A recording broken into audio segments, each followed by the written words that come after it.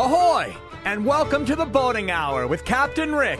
The Boating Hour brings you the latest and greatest essential information about everything that sails, floats, or motors upon the high seas of Southern California. From landlubbers to old salts, there'll be something for everyone. So climb aboard and get ready to sail with Captain Rick.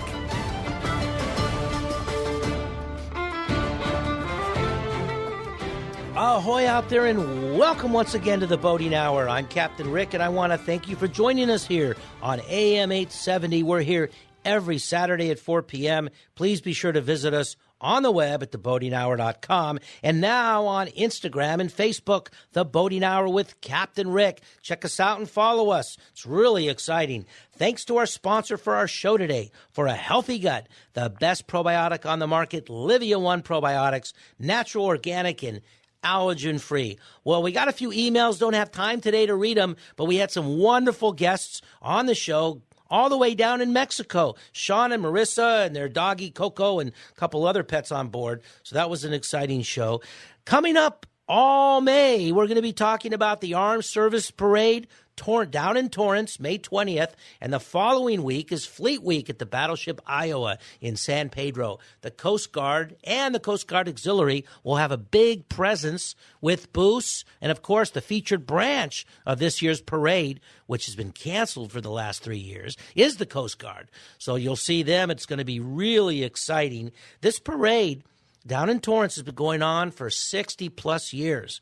And due to the lockdowns, we've canceled a couple of years. But it'll be really exciting, and I'll have all kinds of photos, and I'll be talking to all kinds of great guests throughout the month of May, so make sure you have that on your calendar. Well, I've got Howard back from Marina Historical Society. Last week's show, we only got to have him introduce his name and tell us where he was. So, Howard, thanks for coming back. Let's talk a little bit more about the Marina Historical Society. So I really appreciate you coming back on the show.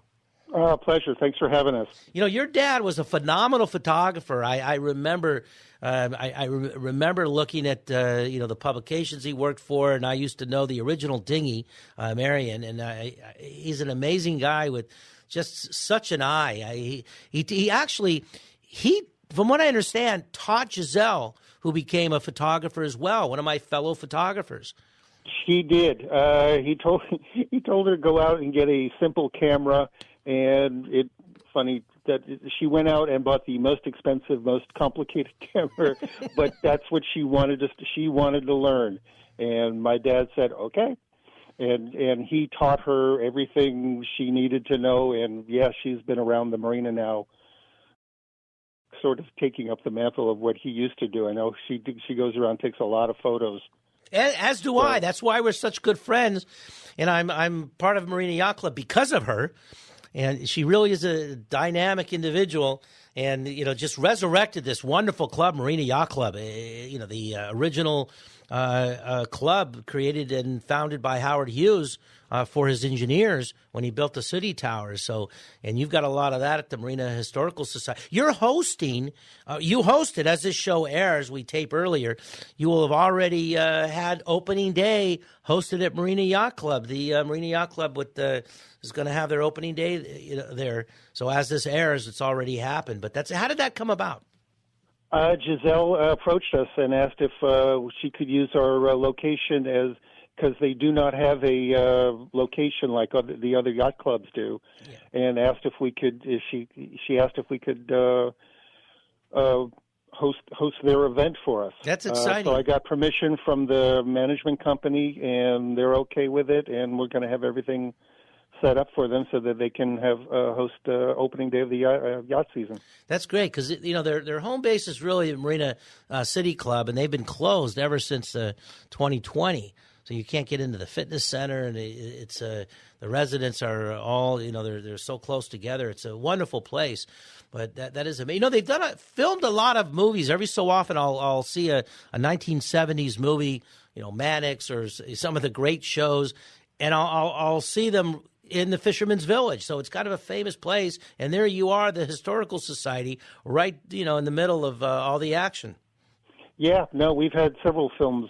The last one was SWAT about a year ago, filmed outside of our door. We've had NCIS Los Angeles there. and several other shows have taken over Fisherman's Village. It's always kind of fun to watch the whole process. Yeah, it really is, and it's so exciting when I see little clips that I recognize as the old Marina Del Rey and Fisherman's Village or the neighboring docks, and then they'll move the camera to another scene, and all of a sudden it's another town completely, different buildings.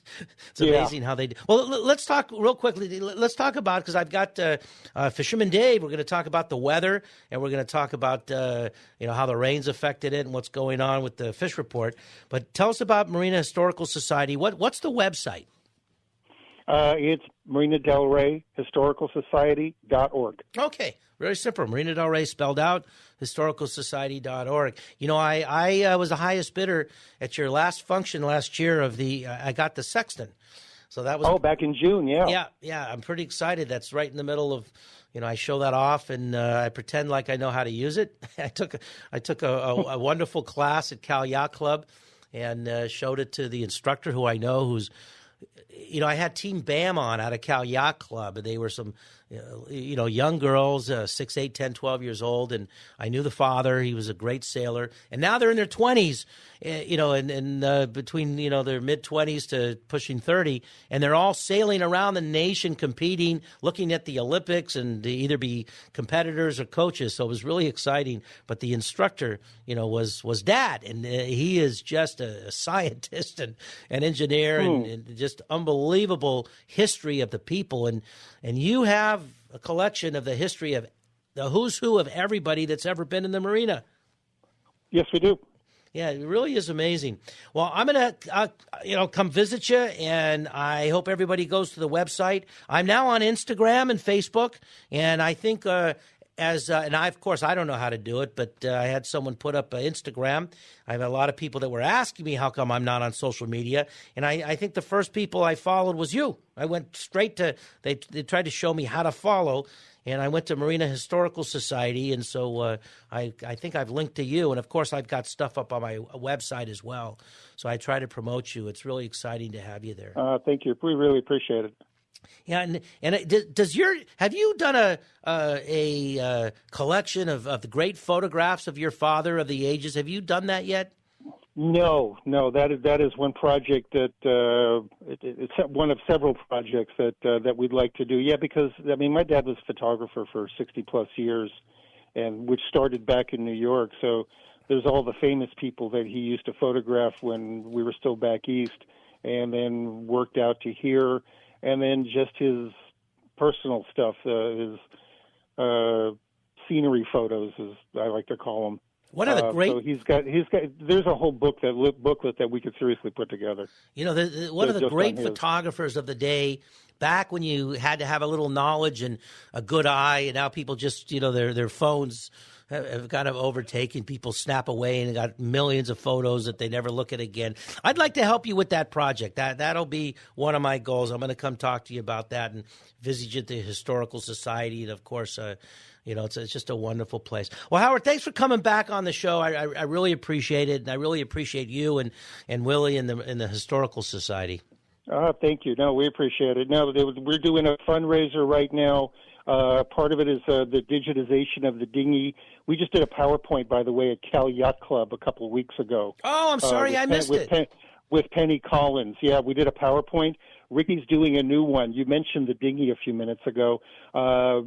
Ricky is working with digitizing all the dinghies, and she's finding history through that, which is she's working on this project now, which is going to be our second PowerPoint presentation, which involves all of the dinghies starting from 1963. She's found a lot of history. That is amazing. That's so fantastic. Part of our fundraiser is keeping that project moving forward. So we're in the middle of all of that right now.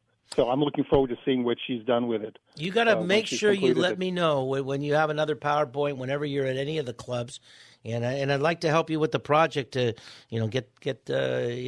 start out with the pamphlet, but eventually, it's a book that needs to be. Absolutely. Absolutely. All right, Howard, this is great. Okay, take care, and let's have a nice warm summer. We've had our rain. I'm already exhausted and tired of the the tsunami and the rain that we've had here now. So we're looking into a real good summer. Well, it's been great having you back on, Howard, and take care. Thanks so much. Appreciate it. Have a good day. And I'm really excited to have Captain Dave from the Fish Report back on the show. Do I call you Coach Dave or Captain Dave?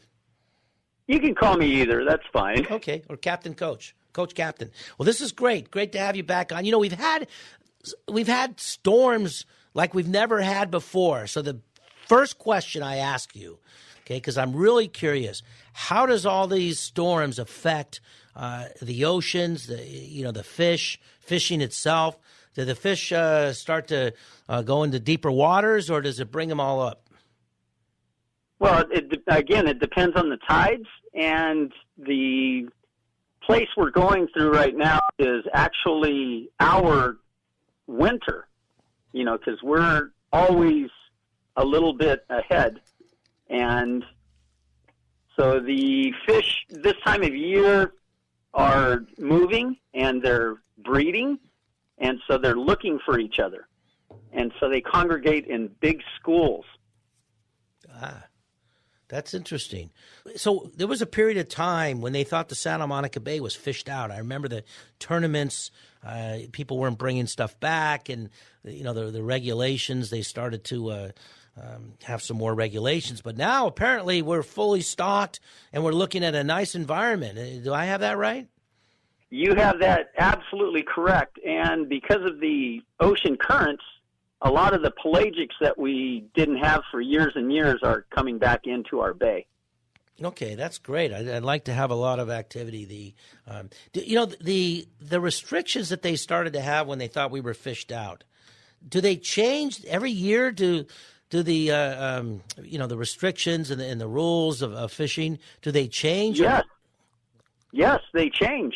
And for instance, when they first opened up, a lot of the protected areas, you couldn't fish in anything over 120 feet. And that was 15, 20 years ago. Then they moved it to 240 feet for fishing because the fish population started to recover. And now we're up to 600 feet. And they actually prefer us to fish over 300 feet now, because the stocks of fish over 300 feet deep are in great numbers, whereas the ones that are in shallower water are a little less in numbers. So the new regulations are coming out. This year is the first year that the whitefish, California whitefish, has been open year-round. And their populations have taken over Santa Monica Bay, and all throughout the islands, you can go and catch whitefish. They're very, very plentiful. Wow, that's exciting. I used to like being at the South Coast Corinthians, now at Trader Joe's, and we used to sit up on the balcony, and we'd watch the season. First, the fishermen, they'd put a light in their slip, and they'd have a little trash can with holes, and they'd put the light, and the little tiny little fish would come up, and they would collect their bait. Not sure exactly what it was, but they would collect it. And then they go out fishing and come back. And then we started to see the entire ocean. They were popping up and down. We would see them it was unbelievable in that whole corner in the whole bay. Okay. And then after a little while, we would see the bass come in because of all the bait. And then, whenever they had their season, we would watch the birds. We would watch it was really an exciting show. The birds would circle and then dive, and grab fish. And then as the season progressed, we'd get, I'm not sure what it was. It looked kind of like a sand shark. It was like a shadow at the bottom. We'd see the shark come Right, in. Yes. Yeah, there's several different kinds. Yeah, I used to enjoy that. It was just a little microcosm of what goes on, I can imagine. So what I'm thinking is, I'm looking at this one little corner, and I've noticed the changes. I've noticed the different fish. Who keeps track of the ocean to know when to change the rules and when to allow you to fish and how do they keep track of that? They got people. They have a whole fleet of marine biologists that go out and they take samples and they do sonars and they keep track of that in that way. But also they have fish reports, and all the commercial fishermen have to report their catch. And then there's there's a boat that goes out of the marina, and it does the surveys. It takes floor samples to see how much living matter is growing on the bottom, and also they take oxygen levels, pollution, that kind of thing, and they come up with a formula so that we can catch fish sustainably, and they're doing a really good job of it.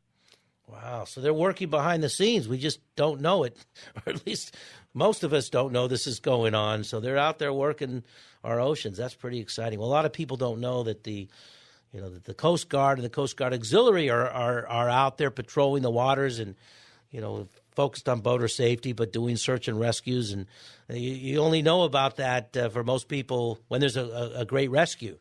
So it's the same thing. And just to get back to what you were talking about, putting a light off your boat and getting an aquarium going underneath your boat, there are so much life at night. The other day I put my light out. Pretty soon I had shrimp, so we caught some shrimp and put them on the grill.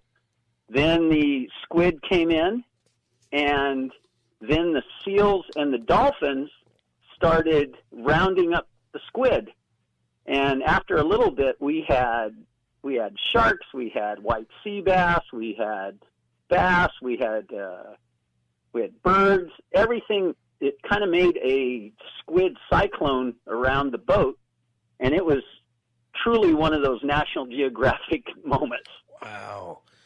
That's exciting to know, and I guess that's why people love having their boats in the slip, year-round, actually. Year-round in the Pacific Ocean. That's what's exciting. Opening day is going on today and tomorrow and next couple of weeks, and it's a tradition here in the Pacific Ocean. But in the rest of the country, opening day is a big deal because they've actually, wrapped their boats and taken them out of the water because a lot of lakes and a lot of the areas freeze up. So here it's just kind of a tradition that we do. But around the rest of the country, it's an important day where people actually, that's when they get outside. Yeah, they can go outside and the winter is over. So opening day is going on. Today was Santa Monica Windjammers opening day in the morning. Tomorrow in the afternoon, Marina Yacht Club. And as the show is airing, it already happened, but at the Marina del Rey Historical Society at Fisherman's Village is the Marina Yacht Club. They're really based, this is Howard Hughes' club. They're based out of the Marina City Club, but they've been closed since the lockdown, so no one can use the fitness center or the gym or the the restaurant that they have up there, which is pretty exciting. So they did their opening day. Of course, they missed it the last 3 years, so it was, it's exciting. But starting next week, tomorrow is the South Coast Corinthian Yacht Club and Delray Yacht Club have their opening day. And then the next couple of weeks, there'll be opening days between King Harbor and up in Oxnard. So that's a pretty exciting thing. That is really exciting. I'm more than happy to attend any of those events. Yeah, that really is kind of exciting. I'm on Instagram now. Captain Rick, really? The Boating Hour with Captain Rick. I'm on Instagram and Facebook. I've got a little presence. So many people told me I should be up there, and I had no idea how to do it. So I had to get some youngsters to show me. I followed a few people, and within about 48 hours, got 100 followers. I didn't realize how I have no idea how to use some of the social media. And I'm up there and already getting a following. So I'm going to post photographs, my interviews, some of the things that I cover, not just up on the website, but up on Instagram and Facebook, something I've avoided all this time. That's amazing. Yeah. Good for you, Rick. Yeah, it's kind of a uncharted territory for me. But, I call people on the phone and I leave a message and I get a text back. Yes. I get a text back or I have some of my good friends that they'll text me and say, "You don't like me anymore? How come you're not responding to my, my Facebook or my Instagram?" And I said, "Well, I'm not even up on Instagram." So now I am. The Boating Hour with Captain Rick. Well, if you're just joining us now, you're listening to the Boating Hour. I'm Captain Rick. I'm here every Saturday at 4 p.m. Please be sure to visit us on the web at theboatinghour.com, where you can listen to our podcast and link to our many guests. And for a healthy gut, the best probiotic that exists, Livia One, natural, organic, and allergen-free. And now on our website, you can click at the bottom of our website and go right to Livia One. So, Dave, tell me what's coming up this summer. What's the fish report that we're looking into as we go into the different seasons? Well, this spring, we're going to have a great white sea bass season. They've done such a good job of stocking our oceans with white sea bass. You know, there's several hatcheries up and down the coast. And one here in Marina, right? Yes.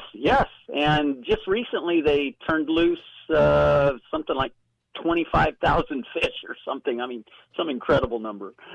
My goodness.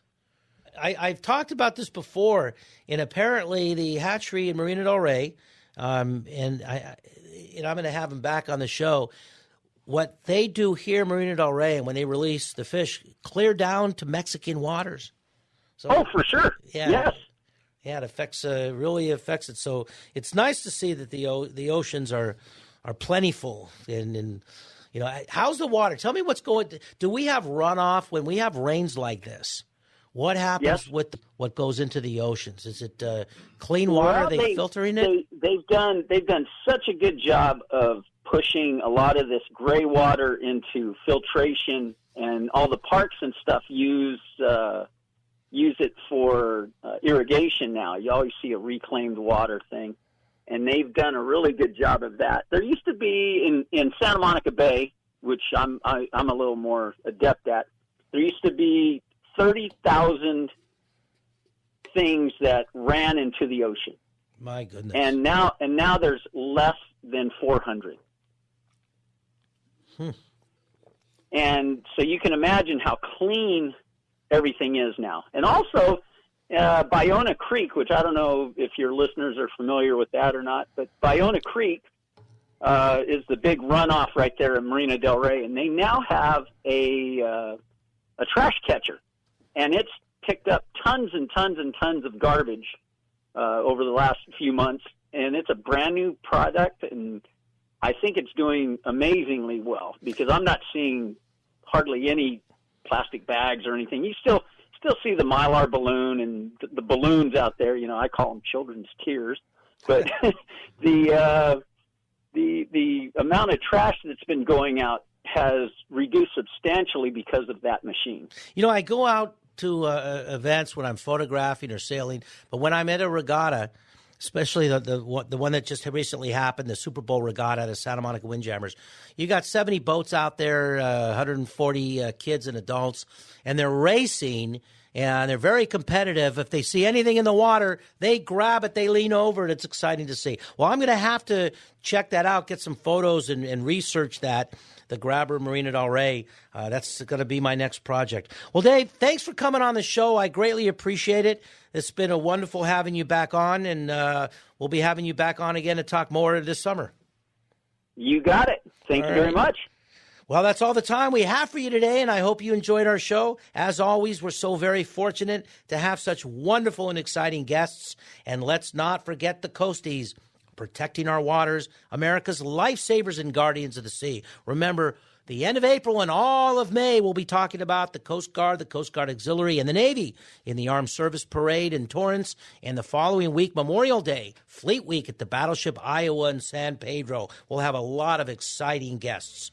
Here at the Boating Hour with Captain Rick, we cover everything that sails, motors, and floats from San Diego to Santa Barbara. Thanks for being with us today. Please be sure to join us next week and every Saturday at 4 p.m. on AM 870. Thanks to our sponsor for our show today. For a healthy gut, Livia One Probiotics. Don't forget to visit us on the web at theboatinghour.com and now on Instagram and Facebook, The Boating Hour with Captain Rick. Keep your emails coming. This is Captain Rick saying ahoy and fair winds to all.